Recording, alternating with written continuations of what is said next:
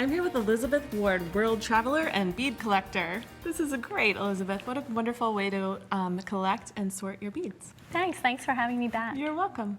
So tell us about the Lampwork.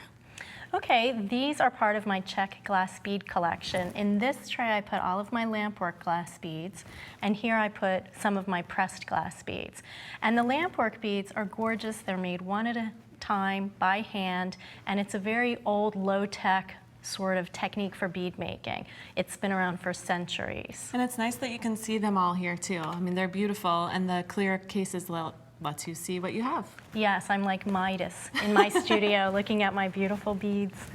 This tray filled with pressed glass, I love pressed glass beads. They're so pretty too. They're pretty and they're affordable. The reason they're affordable is that during the Industrial Revolution in the 19th century, machines were finally created that allowed the mass production of glass beads. Prior to that, they were made one at a time. It's amazing. And what I like are the beautiful rods that are used. They're fed into the top of the machine, they become molten, and then the molten glass is pressed into steel molds. So some of the glass rods you can see from these cards are not just one solid color.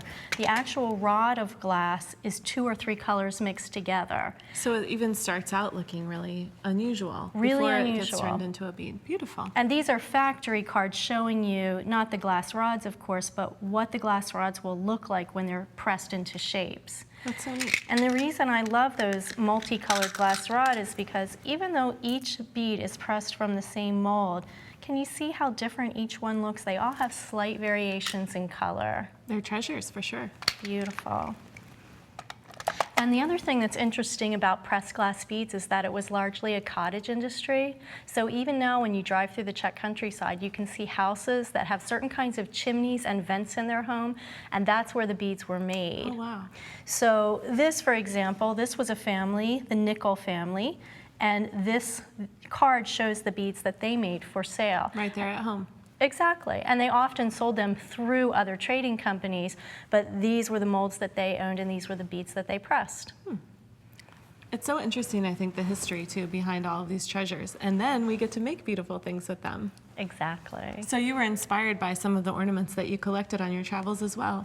Yeah, one of my favorite things to do was to visit the antique stores, and I loved when I found these little beaded ornaments because, you know, seed beads, which most of these are largely made from seed and bugle beads, they're not expensive, but I mean, how beautiful is something like this motorcycle? So ornate and probably very time-consuming to make.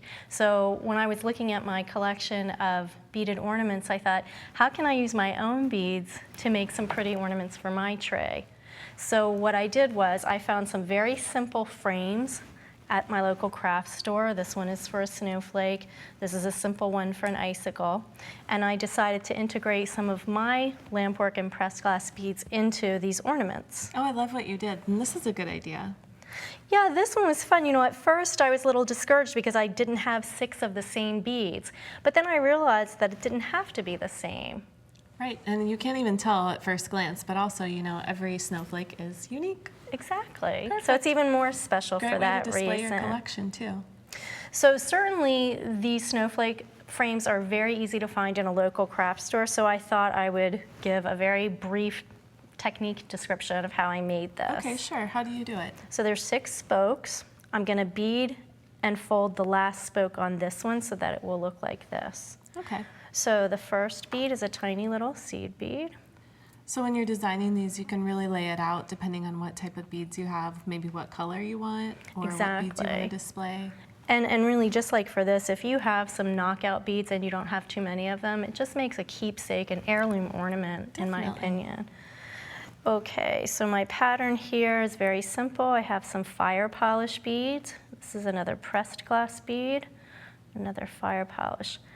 Now these are very strong frames and they can be difficult to bend. So what I do is I leave about 1/2 inch free. Plenty of room then. Plenty of room so you're not trying to twist a tiny little piece of wire.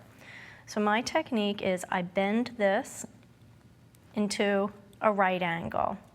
Okay, and you used your chain nose pliers for that. Exactly. Now I'm picking up my round nose pliers, and what I see people do that's wrong is they pull up. You want to actually not pull up. If you can resist the urge to pull up, that would be great. And just roll it towards you. So you can see I've almost got that closed. Now I'm going to go back in there, and you really do want to get that perfectly closed, because if you don't, the beads could fall off. So then it's ready to hang. Perfect. I can either use a piece of ribbon, or I can just use a regular Christmas tree hook. There you go. It's so pretty, and you could make sun catchers with these too. Absolutely, they would be beautiful. And with the Aurora Borealis finish, really pick up the light. And I've seen people take wire and wire beads through the loop, so you can make them very, very, very complicated. Yeah, and this one too, on the purple snowflake here, it looks like you use some that have foil lining. Yeah, that's my favorite, when the lamp workers stop in the middle and then roll the molten glass in a thin sheet of silver and then continue to layer the glass on top. That shimmer is so beautiful to me, and I do have quite a few beads in my collection that are foil beads. And I like the way that you added the bead caps too. It adds a little more finished look to the middle beads there. Yeah. Hey, maybe I could wear this as a pendant. Do you think that's I guess too you much? Could. You could. That's Big beautiful. night out. Well, let's take a look at your ornaments too that you've collected here. So some of my favorites are travel related. For example, we have an airplane, we have a train, a bike, a motorcycle. These seem to be very popular themes in this ornament making. But I also noticed that they like to do little children as well. And they're so fun, and what a great memento of your travels. Thank you so much, Elizabeth.